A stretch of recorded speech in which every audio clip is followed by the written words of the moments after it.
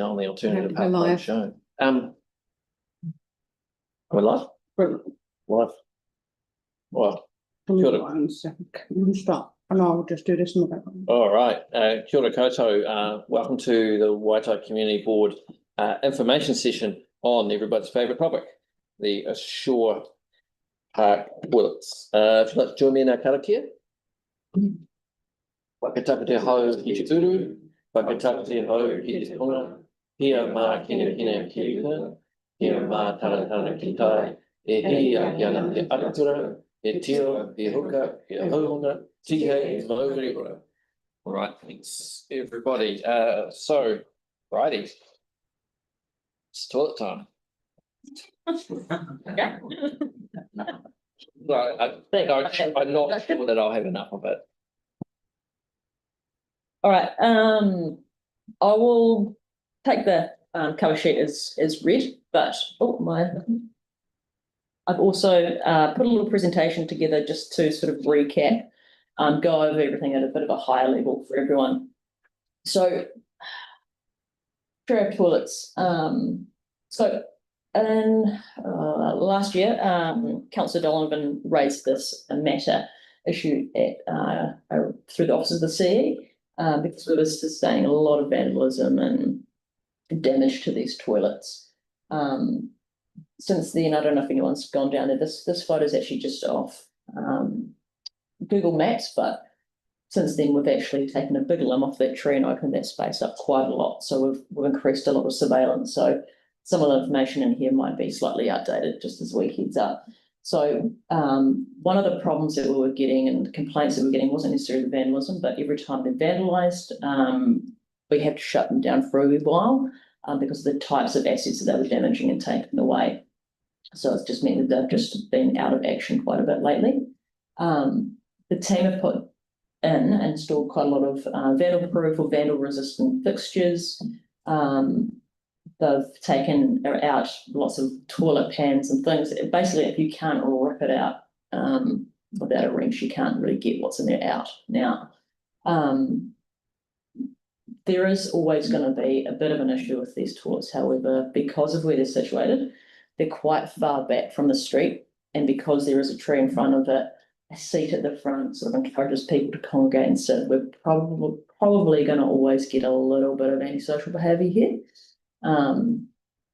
But there might be some solutions that we're looking at. So the other thing to bear in mind with this is if you wanted to renew these and bowl them over and put them back up in a more appropriate space, we already have quite a lot of toilet facilities in the area. With the introduction years ago of the pier, the library, the public toilet, the new hot pools, the development's gone down there. At the front of the beach, we've obviously responded and put in a lot of toileting facilities up there. So we always have a bit of a cluster, like a large cluster of toilets around there. So if I was to put like a dot in the middle of that map, if I needed to use one of those facilities, I'd never be within it more than about 350 metres from one. So we do have quite a lot. The other thing to bear in mind is now down in where the village green has been developed, there's also, it's a privately owned but public toilet space there as well. So we do have quite a lot in the area as well. All right, so there are a few other matters that make some decisions a little, not necessarily complicated, but could just put things on hold a little bit before any decisions are made. And that's the Beresford Hawke Street Road connection. So down there, obviously a decision's not being made on that at the moment, but we do have a little bit of parkland down there at the One Fish playground. Now, One Fish is moving on to greener pastures, pressure water, I don't know, down the road. So that will be a bit of vacant space. However, there are a few complications there. If we were to put one in, we needed some neighbour agreement. It's also on legal road. So it might be a tricky one. And you guys have, I think it's about 12 months until that decision's going to be made anyway. And if we were to put it there, that it's only about 50 metres from the village green toilets as well, so it probably wouldn't make a heck of a lot of sense. The other option or factor in this is the New Brighton layover, the bus layover. So where we have bus layovers, we need to have a facility for drivers to use. They're looking at obviously a whole bunch of different areas along here, but an area near that Shore Street list is quite possible. In which case they would need a facility, and it would mean that that Shore Park toilets would actually be a sensible option. There's no decision on that for quite some time because they've got a lot of investigation works to do. When you mean quite some time, what do you? He's in the very early stages. I tried to get a timeline a couple of weeks ago, and I was just told many times over we're in very early stages. So 12 plus months, I would say. Okay. Because it's dealt with a different, it's dealt with transport, yes. Yeah, so we would just like to, if possible, if there's a need for these toilets still, we could always dovetail with them and join up. And maybe if they need that facility, work with them. But yeah, in terms of the timeline, I don't know. I'm sorry. Yeah, right. Our toilet expert. I think we all are. Look, just a comment, I guess, I don't know, you asked perspectives or you just. Yeah, it would be good to have perspectives. I think I'd be really against anything going in between Beresford Street and Hawke Street. I think all of the board knows I'm very, very passionate about RMF extension. And I'd be very, very, very hesitant to put anything in that will effectively prevent that from happening or require it being ripped up in 12 months. By the time the toilet probably get funded and done, it will be RMF extension time anyway, hopefully. So that's my 2 cents. Cool. Kim. Thanks, Bridie. Steve. I agree with Alex on that. So I've been looking at this area. I mean, this area in Shore Avenue is really, really busy with the businesses that are around there. One positive thing that some of the elderly like is that they can actually park straight outside and go straight in, even though they're dirty and what they don't have to. All the other ones you have to park quite a way away as you go to actually get to one. I'd be really keen to sit down there because I absolutely agree with you. We've got plenty of ones down the other end, but this is quite an intensive area of traffic.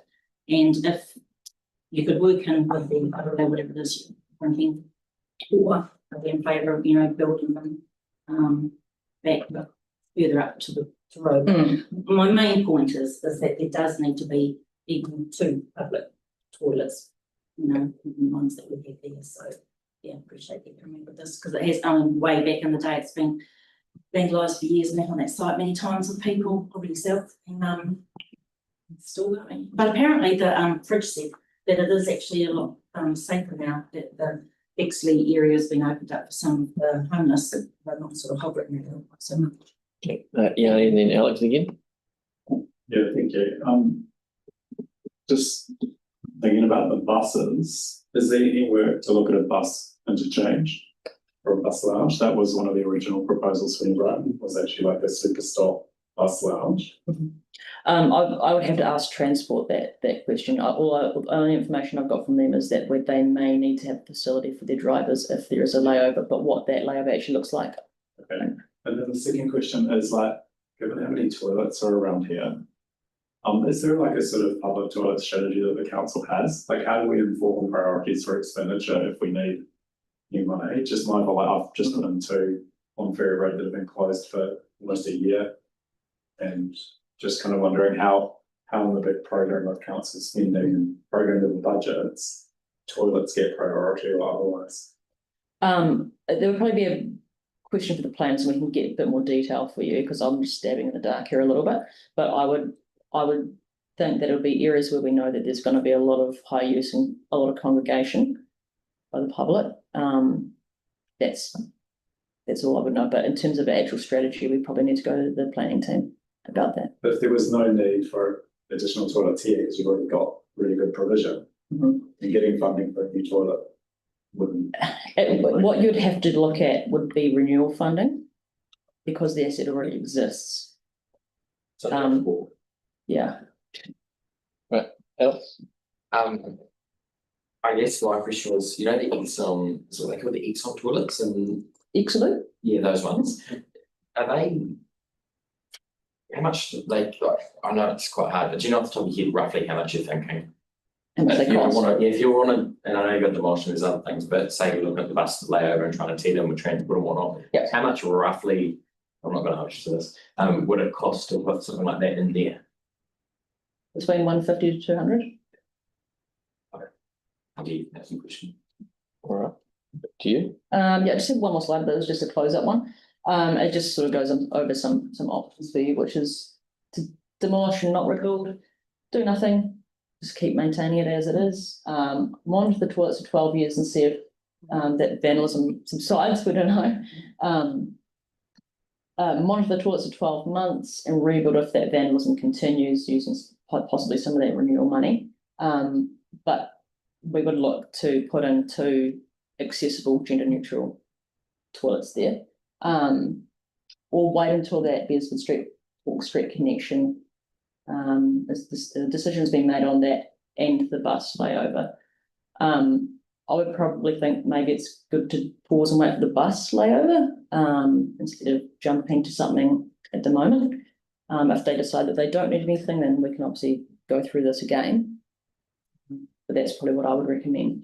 Do you have a fixed, sorry, I know it's outside of your scope, but did they give you a fixed timeframe for the RMAV extension? They just, when I spoke to Marcia McCullum, who's the project manager, she said in about December, it was December last year, about 12 months. Thank you. It's a bit of a paradox with public toilets, right? Because on one hand, they're needed for public safety, like, you know, public toilets in the city was a key thing around opening up, making cities safer for women.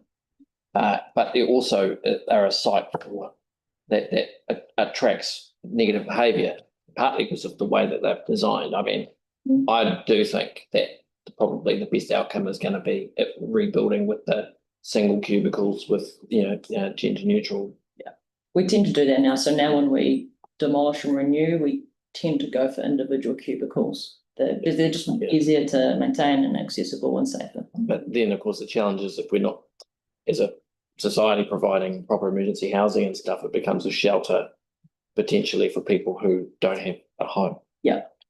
So yeah, we have that with the large toilets, small toilets, all of them. They can become that. Right. Any further questions? Right. Anything else to add, Brian? Not from me. All right. Well, thank you very much. Thank you. All right. Well, Emis, we'll go offline now. Because we can't legally start the meeting for another 14 minutes.